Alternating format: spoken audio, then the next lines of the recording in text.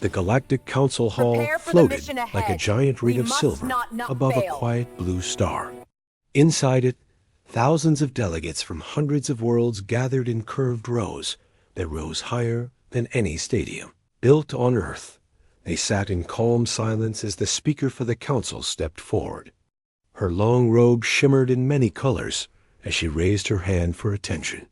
Ray Chenner, the human representative, stood alone on a small circular platform at the center. His tall figure looked tiny under the enormous lights that gave the council chamber its soft glow. Yet his eyes held strength, not fear. Behind him, a large holographic display showed a spinning projection of Earth. Clean skies, blue oceans, wide lands. A home he would defend with everything he had. The speaker cleared her throat.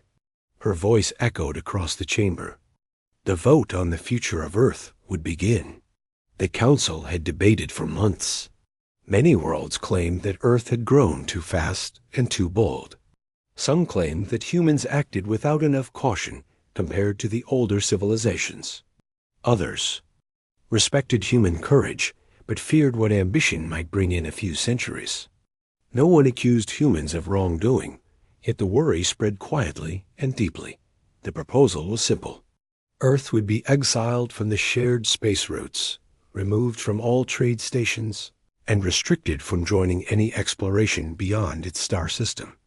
A gentle isolation, as the council called it.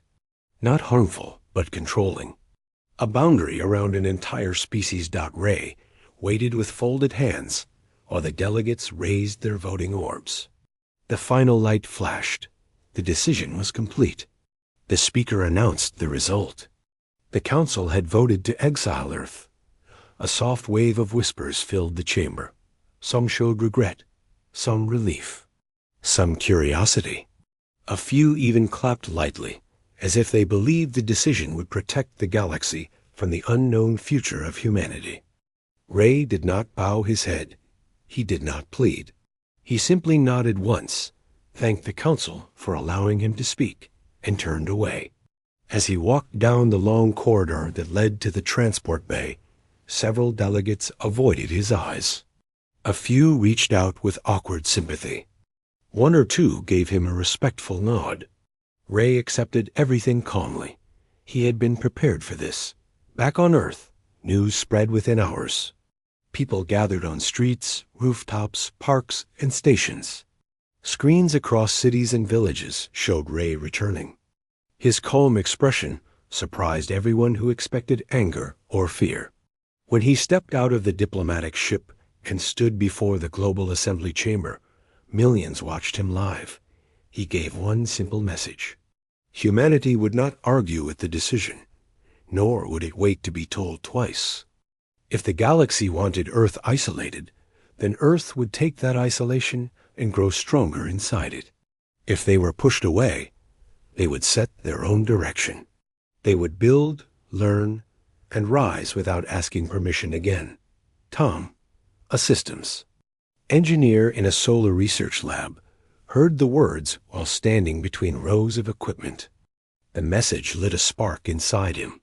Lena, a teacher who guided young students in a small mountain school, felt something shift in her heart.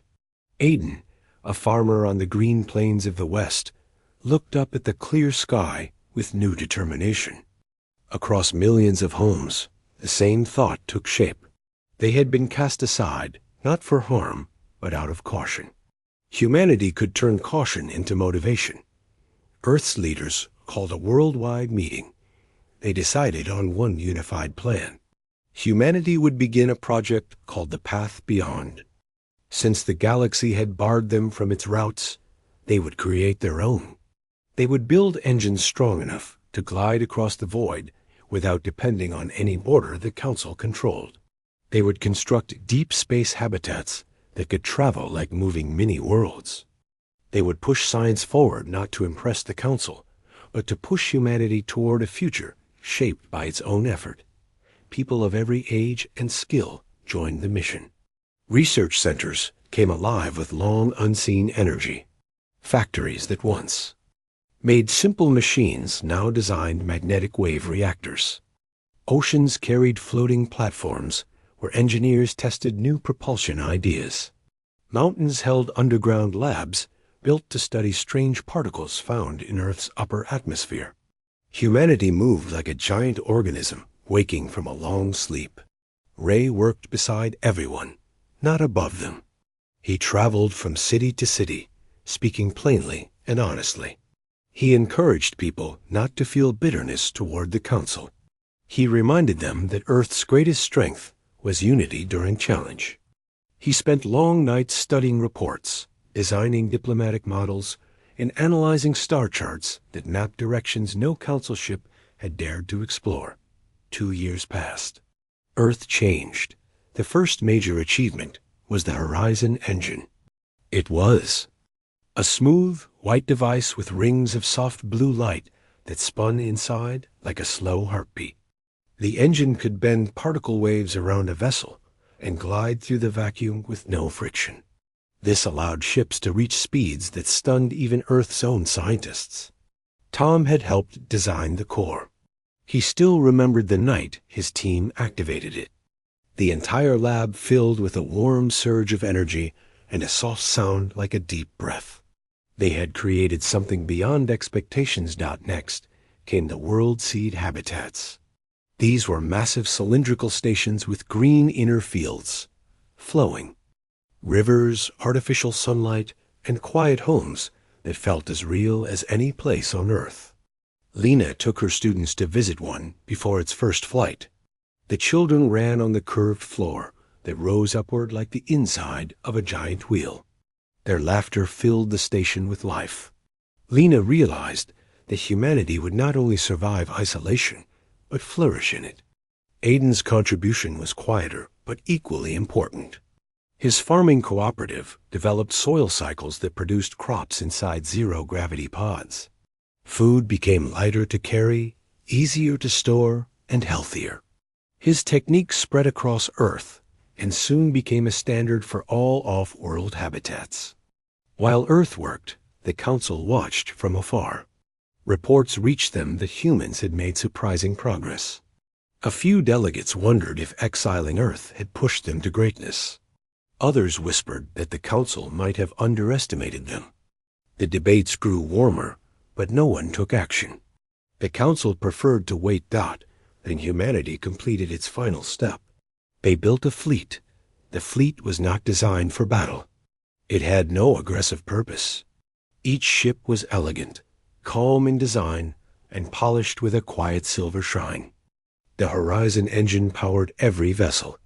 World seed habitats floated behind them, like peaceful gardens ready for long journeys. The fleet stood as a symbol, not a threat. On the morning of its first launch, Ray addressed Earth once more. He stood on a tall platform, with wind brushing past him. Behind him, the fleet glowed under sunlight. He looked calm, almost peaceful. He spoke of dignity, independence, and hope. He thanked every person for standing strong. And then he declared that Earth would begin its first voyage into the uncharted regions of the galaxy. Not to provoke, not to challenge, but to explore without waiting for permission. When the engines activated, the ground hummed. Blue waves of light flowed under each vessel. One by one, they lifted into the sky. Clouds parted. People watched with silent awe. No cheering, no shouting. Just a deep appreciation for what they had built together far from Earth. The Council detected the fleet moving beyond the known routes. Many delegates stood in surprise. Some called for immediate meetings. Others stared, quietly, unable to deny respect for what humans had accomplished. The Speaker of the Council gathered everyone. She asked if anyone had seen humans break a rule. No one could answer. The vote had only exiled Earth from Council-controlled routes. It had never forbidden humans from creating new ones, while the Council debated. Earth's fleet traveled faster than any ship in Council history. They moved through dark stretches of space where no star map existed. They discovered bright clouds of particles that reacted to the Horizon Engine in beautiful waves. They found small hidden moons with crystals that resonated like soft music. They encountered ancient debris from civilizations long gone, leaving behind clues carved into metallic stones. Everything was peaceful. Everything pushed them forward. Inside one of the world seed habitats, Lena walked along a green path under artificial sunlight. Her students studied samples of new minerals found on a small asteroid. Aiden sent new food containers to ships across the fleet. Tom monitored the engine readings with pride. Ray sat in his cabin, writing new diplomatic notes for the journey ahead. Every person had a role. Every role mattered. Months passed as the fleet expanded its path. They laid down small signal markers with gentle lights so future ships could follow. They recorded safe routes, unusual regions, and places worthy of future study. The path extended like a trail of stars through unknown space dot. Back at the council, something changed. Delegates began to speak with softer voices when discussing Earth. Some groups wondered if they had judged too quickly.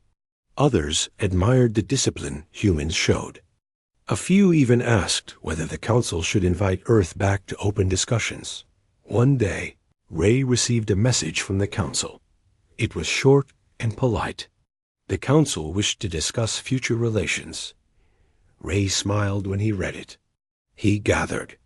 His notes prepared his calm voice and accepted the meeting. In the council hall, many delegates greeted him warmly. He stood once again in the same center platform where he had received the Exile. But this time, the mood was different.